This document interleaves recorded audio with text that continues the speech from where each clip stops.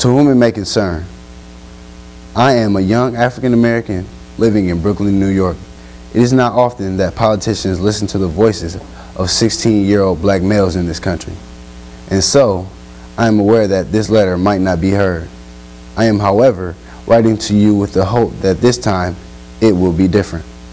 I have strong opinions about many of the issues and problems I see in my world today, and I want these opinions to be heard. While some people think that my voice doesn't matter, I know that it does. I know that it does because nowadays, the young world is our country's future's voice. I speak the truth, and I know that what I say may not matter now, but if I put the ink to paper, it will go on record, and it may matter someday. In time, truth will triumph. That the North Dakota Study Group itself is the product of the revival of democratic, progressive education in the 1960s, and also the civil rights movement. I would say that those two movements are what produced this group, and still, in some ways, are the poles of our thinking. And we need to be in a very loud voice in this period of Yes We Can. We need to say that in a democracy, we believe as an article of faith in the incalculable value of every human being. Every human being is worthy.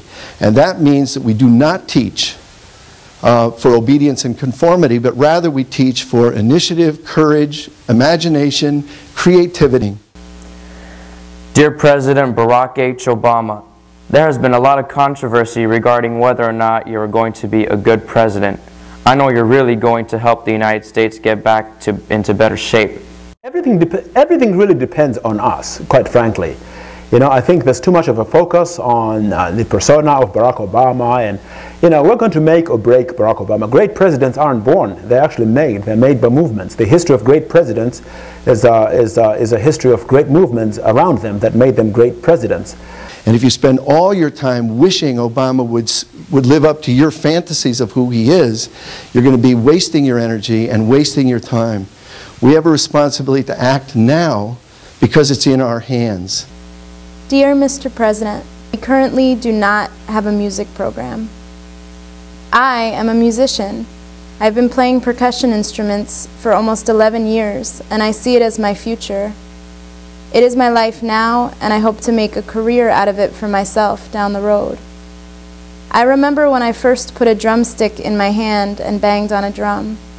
The feeling that I got was so overwhelming and so great that I had to express it in my whole life. The feeling that I get when I stand in front of people and play my music is so good that it makes me want to keep playing and playing. One detail in particular dramatizes the equation of word and image. The rose that Christian has drawn below the title on the title page. He draws it again, clutched in the hand on the final page of the story.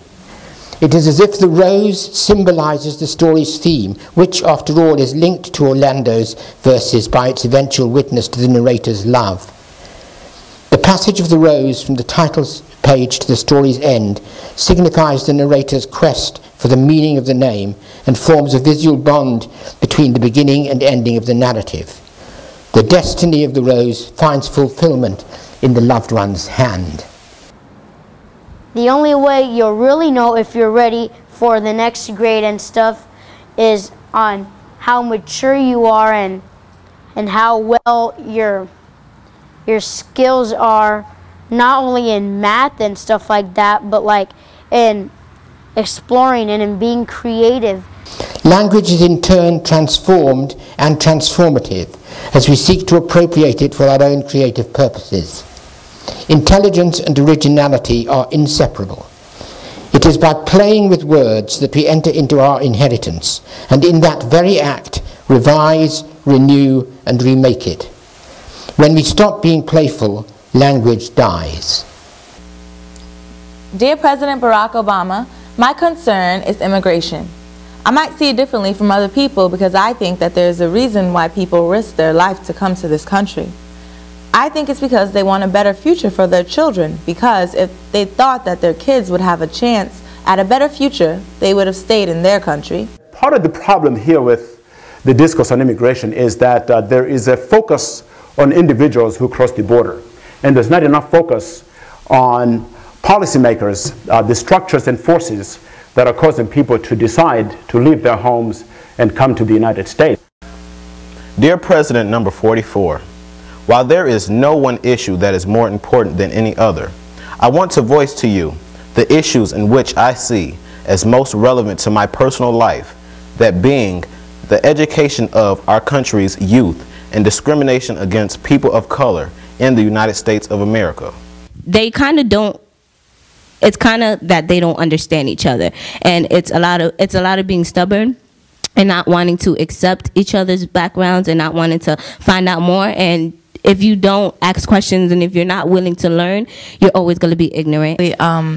My identity, because like I was always around African Americans, so I never really, thought too much about it until I joined Umoja, which has given me a huge just archive of knowledge about who I am as an African, you know what I mean, and who I was or whatever, and like my culture and stuff.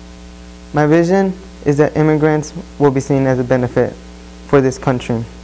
Immigrants have always helped this country to develop and help people have a better life. My vision is that immigrants are going to have the right to have health care and better jobs. I hope that you can stop the deportation of immigrants and remember that everybody was an immigrant at one time. There's two things that I think we need to provide: opportunities and also teach them the art of attitude.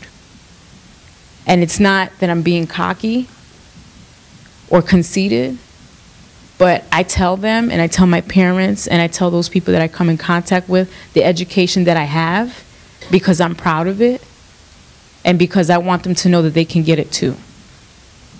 And that's the power of attitude. No, and Carlos, this student, he was a quiet one. So I was like, wow, look at this, look at, and I said, Carlos, you have a very good leadership skill. I mean, you keep on going, you're gonna make it, and you have a voice. So he got the signatures together, everything. So the following week, guess what? They were there. They were there. The students were, participating in the classes. Why? Because he made that little movement. He got the signatures. He even got parents involved. So, it really worked. And they all said, absolutely one person can make a difference. And I wanted to make sure I wasn't surprised by that reaction, because I think I was unexpectedly thinking that they weren't all going to think that.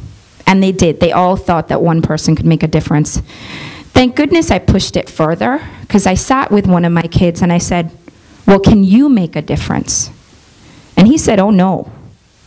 And I said, what? So the understanding of can one person make a difference was, for this little boy, it was another one person making a difference. It wasn't him. And he said, who's going to listen to me? And this is after he was one of the leaders in, we're going to go here and we're going to do this. And so it made me so much more aware of thinking about how my kids were thinking. Dear President number 44, most Americans turn their noses up at gay marriage because they feel it's immoral based on what the Bible says. When I hear people say that, I tend to think about years ago when racist people felt like the Bible defended slavery, saying that it was God's will to keep people in chains. It took years after slavery for white people to accept that they were wrong about this cruel, inhumane, and horrific experience. Some white people still do not understand how terrible it was. I hope it doesn't take this long to realize that we are discriminating against people because of who they are and their very essence. I'm not saying that this is the same as slavery, but rather that the same type of thinking allowed for slavery to exist for hundreds of years on this very soil. It is dangerous thinking, and it should be stopped by government that cares about all of its citizens. I know that God never intended for the Bible to be a weapon of intolerance. It's important to point out the fact, as Americans, we have in the past read the Bible wrong, and we can still be doing that, but in a different way. We should not use it against people and to promote hate, but rather to promote love and unity. While many people in this country are Christian, there should be a separation between the church and the state. Christian values are not everyone's value, and it is unfair to assume that they are.